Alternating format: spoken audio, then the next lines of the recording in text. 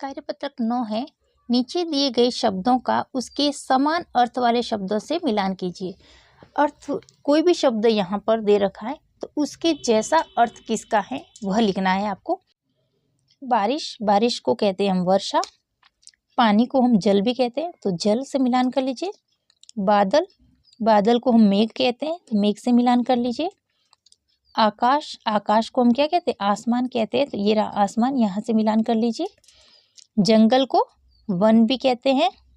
वस्त्र को कपड़ा कहते हैं। अश्व, घोड़े को कहा जाता है तो ये रहा घोड़ा। मछली, मछली को हम मीन भी कहते हैं। तो ये था प्रश्न नंबर 1। प्रश्न नंबर 2 है, नीचे दिए गए शब्द के समानार्थी शब्द लिखिए। समानार्थी शब्द वो होते हैं जिसका अर्थ समान होता है। तो मानव, मानव को हम और क्या कहते हैं, मनुष्य भी कहते हैं, इंसान भी कहते हैं। तो यहाँ पर आपको समान अर्थ वाला शब्द लिखना है। तो मनुष्य का, मानव को युद्ध को लड़ाई भी कहते हैं। ईश्वर को भगवान भी कहते हैं। बल को हम ताकत अथवा शक्ति भी कहते हैं। शत्रु को हम दुश्मन कहते हैं। संसार को जगत कहा जाता है। सांप को स्वच्छ कहते हैं। और अंत में हर्ष को हम उल्लास कहते हैं। तो ये था प्रश्न नंबर 2। प्रश्न नंबर 3 है, नीचे दिए गए शब्दों में से समानार्थक शब्द छांटकर बॉक्स में लिखिए। तो शब्द हैं फूल, फूल का समानार्थक शब्द हो जाएगा सुमन। केश का अर्थ होता है बाल और वन का मतलब होता है जंगल। तो यहाँ जो समानार्थक शब्द है वो सुमन हो जाएगा। दोस्त, दोस्त को कहा जाता है मित्र। तो मित्र को छांट कर यहाँ पर लिख दीजिए। जो सूत जो शब्द है वो बेटे को कहा जाता है और गिरी जो है वो पर्वत को कहा जाता है।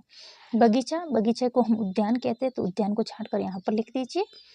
बादल, बादल का जो समानार्थक शब्द है वो मेघ है। कपि का अर्थ होता है वानर और पत्ती का मतलब होता है पत्ता। तो ये था प्रश्न नंबर 3।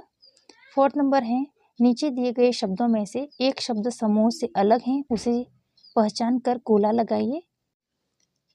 पुत्र, बेटा, सखा और सूत। इसमें जो सखा शब्द है वो अलग है क्योंकि ये जो शब्द हैं वो पुत्र के ही पर्यायवाची है, लेकिन सखा का मतलब दोस्त होता है। सूरज, सूरज का पर्यायवाची शब्द सूर्य और रवि हैं, जबकि चांद जो है वो बिल्कुल अलग है, तो इसको छांट के अलग लिखना है।